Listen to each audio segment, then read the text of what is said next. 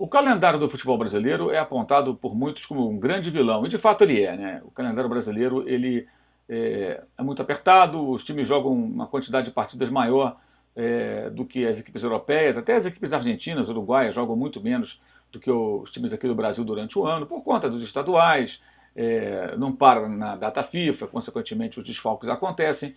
É chover no molhado falar sobre o calendário brasileiro. Então, vamos tentar olhar para um outro lado aí da moeda.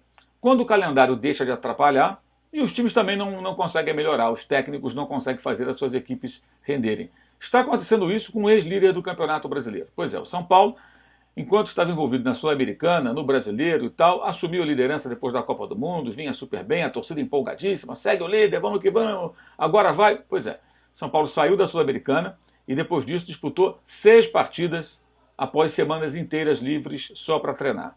Resultado, não venceu nenhuma delas, exatamente. Primeiro desses jogos, você vê aí a lista, aconteceu contra o Fluminense. São Paulo teve uma semana livre e empatou em 1-1 jogando no Morumbi. Depois atuou numa quarta-feira contra o Atlético em Belo Horizonte, foi derrotado por 1-0 e no sábado seguinte recebeu o Bahia e venceu. Foi sua última vitória, a única nesse período aí de 8 jogos, né? Ou seja, situação bem complicada. Na sequência sempre teve semanas livres para treinar.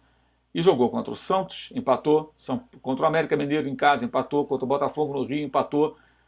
Recebeu o Palmeiras, perdeu e agora visitou o Inter, voltou a perder, ou seja, sempre que teve semanas livres e foram 6 partidas que o São Paulo disputou, 6 partidas que o São Paulo disputou, tendo períodos de uma semana inteira para treinamentos. Não conseguiu vencer nenhuma delas. Ou seja, o Diego Aguirre não está conseguindo fazer a equipe evoluir, mesmo tendo tempo para treinar. Situação diferente acontece no Flamengo. Dorival Júnior, que assumiu depois de Barbieri e que passou a ter algo que o Barbieri não tinha, que são os dias livres para treinamento, nesse primeiro momento consegue fazer com que o time progrida. Foram 2 jogos após períodos, nem de uma semana no caso do Corinthians, né, foram aí cerca de 4, 5 dias, conseguiu uma vitória expressiva em São Paulo por 3-0 e depois de 8 dias, né, até o jogo contra o Fluminense do Maracanã, nova vitória pelo placar de 3-0, ou seja, o Dorival conseguindo durante a semana fazer a equipe mudar um pouco seu comportamento e melhorar sua produção. Isso a gente vê em campo e constata com os resultados.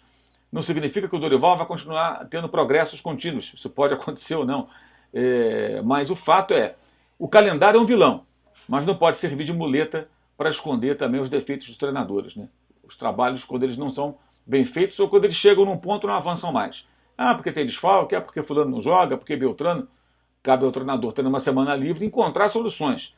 Até entendo que o time tem uma queda de rendimento quando os desfalques são pesados, mesmo com o período inteiro de uma semana para recuperação e treinamentos. Mas no caso específico, São Paulo não ganha de ninguém. São 6 semanas treinando e no final de semana o time não consegue vencer. Por isso, perdeu o contato com a liderança do campeonato, inclusive, não só a perdeu, né, como perdeu o contato, e vai precisar utilizar muito bem as semanas livres ou não, para melhorar seu rendimento, sua produção e brigar novamente pelo título brasileiro, ou pelo menos por uma vaga na Copa Libertadores da América. É isso aí. Valeu, saudações.